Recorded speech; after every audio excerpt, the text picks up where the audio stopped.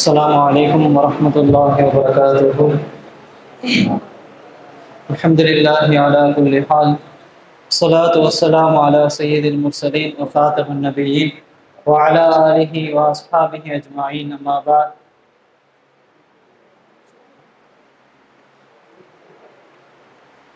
அல்ஹம்துலில்லா, அல்லாஹ்வுடைய கிருபையில தினம் ஒரு சஹாபி என்ற அடிப்படையில் இன்று தினம் ஒரு சூரா என்ற அடிப்படையில் இன்று நாம் பார்க்கக்கூடிய சூரா ஹதீஸிலிருந்து பார்க்கும் பொழுது ஃபாத்திஹத்துல் கிதாப், உம்முல் கிதாப், சூரத்துல் மசானி, சூரத்துல் காஃபியா, சூரத்துல் வாஃபியா என்ற சிறப்பு பெயர்களை கொண்டு அழைக்கப்படுகிற சூரத் உம்முல் குர்ஆன் என்ற பிரதானமான ஒரு சிறப்பு பெயராக இருக்கக்கூடிய சூரத்துல் ஃபாத்திஹாவை பற்றி நாம் பார்க்க போகிறோம்.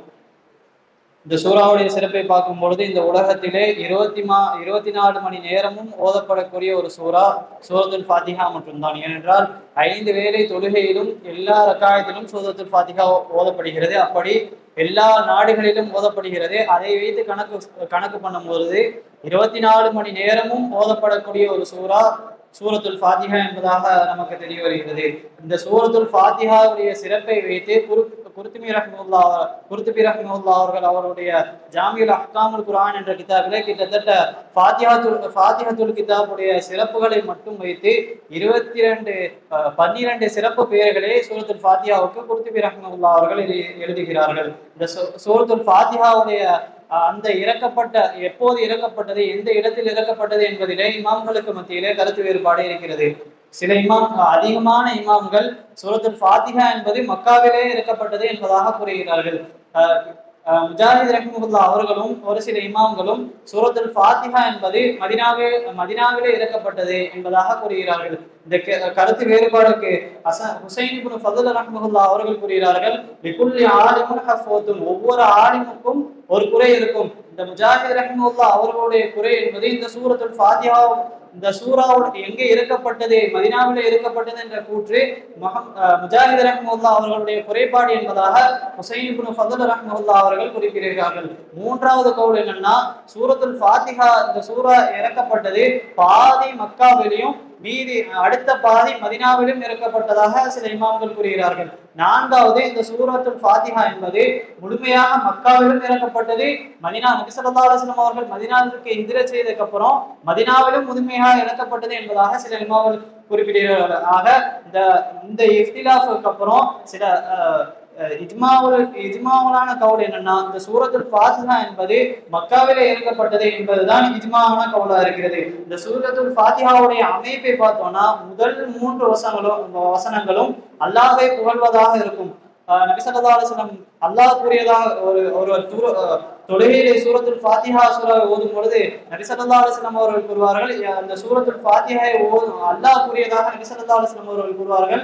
இந்த சூரத்துல் ஃபாத்திஹாவுடைய முதல் வசனமான அல்ஹம்துலில்லாஹி ரப்பில் ஆலமீன் என்ற வசனத்தை ஓதும் பொழுது அல்லாஹ் கூறுவானாம், ஹமீதனி ரப்பி அப்தி, என்னுடைய அடியான் என்னை புகழ்ந்து விட்டான் என்பதாக அல்லாஹ் கூறுவானாம். இரண்டாவது வசனம் அர்-ரஹ்மான் இர்-ரஹீம் என்ற அடியான் ஓதும் பொழுது அல்லாஹ் கூறுவானாம், அஸ்னா அலைய ரப்பி, என்னுடைய அடியான் என்னை பாராட்டி விட்டான் என்பதாக அல்லாஹ் கூறுவான். மூன்றாவது வசனம் மாலிக் யௌமித்தீன் என்பதாக அந்த அடியான் ஓதும் பொழுது அல்லாஹ் கூறுவானாம், மஜ்ஜதனி அப்தி, என்னுடைய அடியான் என்னை மகிமைப்படுத்தி விட்டான் என்பதாக அல்லாஹ் கூறுவான். அல்லாஹ் கூறியதாக நபி ஸல்லல்லாஹு அலைஹி வஸல்லம் அவர்கள் கூறினார்கள். அடுத்த முதல் 3 வசனம் அல்லாஹ்வை புகழ்வதை போன்று இருக்கும். அடுத்த வசனம் நமக்கும் அல்லாஹ்வுக்கும் என்ன தொடர்பு என்பதை வெளிக்காட்டுவதாக இருக்கும். ஈயாக்க நஅபுது வ ஈயாக்க நஸ்தஈன், நாம் எதற்காக படைக்கப்பட்டோம், அல்லாஹ்வுக்கும் நமக்கும் உள்ள தொடர்பு என்ன என்பதாக இந்த வசனம் நமக்கு விளக்குகிறது. நாம் படைக்கப்பட்ட நோக்கமே ஈயாக்க நஅபுது வ ஈயாக்க நஸ்தஈன், உன்னை வணங்குவதற்கும் அவனை வணங்குவதற்கும் அவனிடம் உதவி தேடுவதற்கும் நாம் படைக்கப்பட்டோம் என்பதாக இந்த 4வது வசனுடைய இறக்கப்பட்ட அமைப்பு இருக்கிறது. இந்த வசனத்தை ஒருவன் தொழுகையிலே ஓதும் பொழுது அல்லாஹ் கூறுவானாம், காலஹாதா பைனி வ பைன அப்தி, இது எனக்கும் என்னுடைய அடியாருக்கும் உள்ளது என்பதாக அல்லாஹ் கூறுவானாம். அடுத்த வசனம் கடைசி அடுத்த 2 வசனங்கள் நமக்கும் அல்லாஹ்விடம் நாம் எதை பிரதானமாக கேட்க வேண்டும் என்பதாக அந்த வசனங்கள் அமைகிறது. அந்த வசனத்தை நாம் அந்த வசனத்தை ஸலாத் தொழுகையிலே ஓதும் பொழுது அல்லாஹ் கூறுவானாம்,